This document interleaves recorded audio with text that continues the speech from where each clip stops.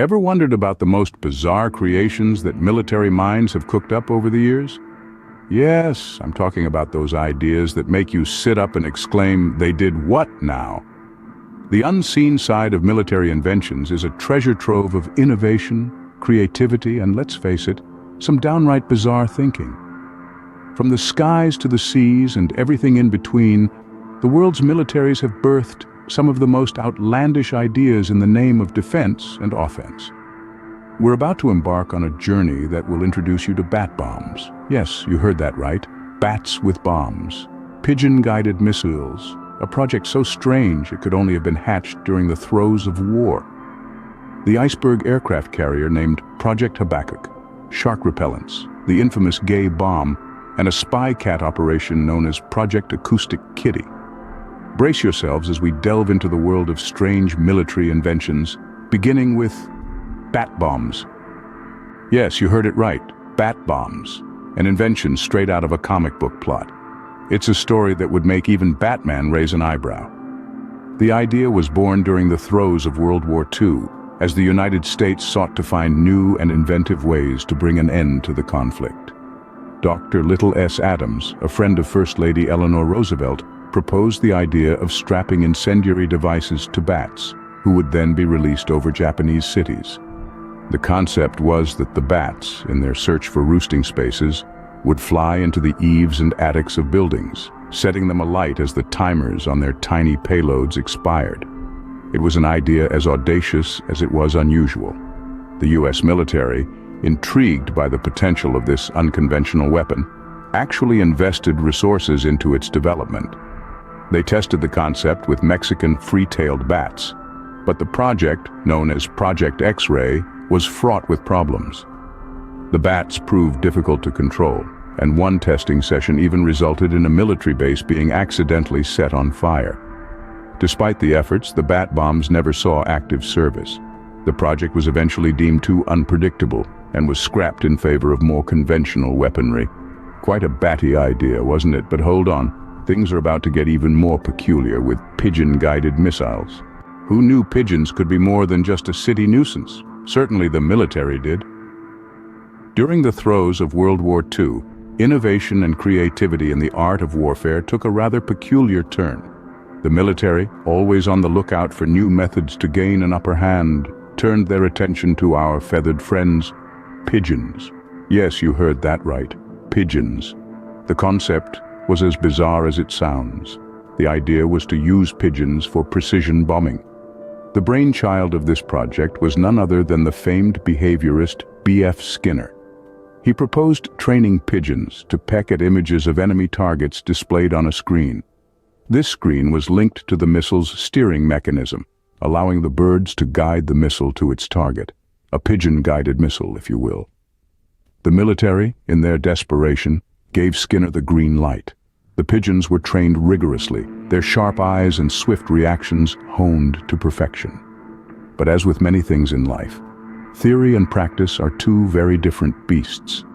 Despite the promise the project showed, it was ultimately deemed impractical and shelved in 1944. So, the pigeon-guided missile never really took flight.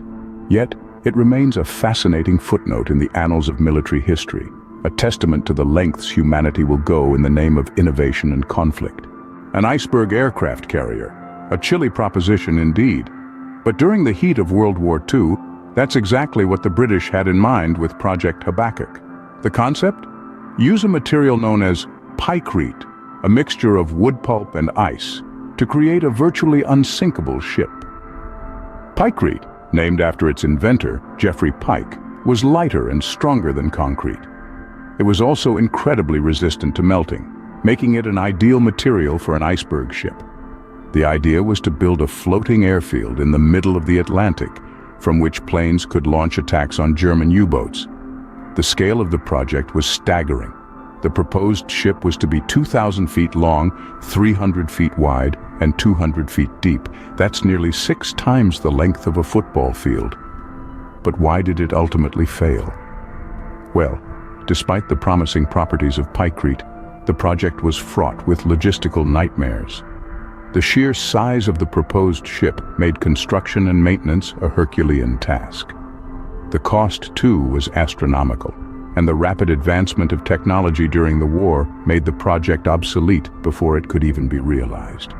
In the end, Project Habach was abandoned, and the iceberg aircraft carrier remained a fascinating but unrealized dream.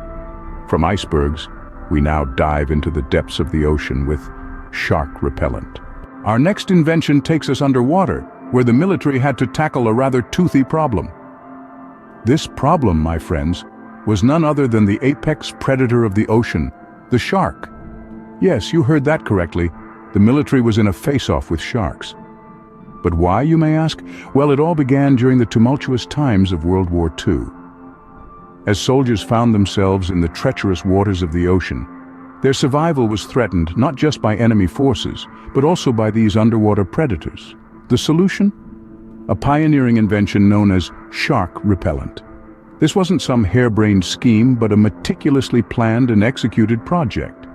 The repellent, also known as Shark Chaser, was developed by Julia Child, who later became a renowned chef.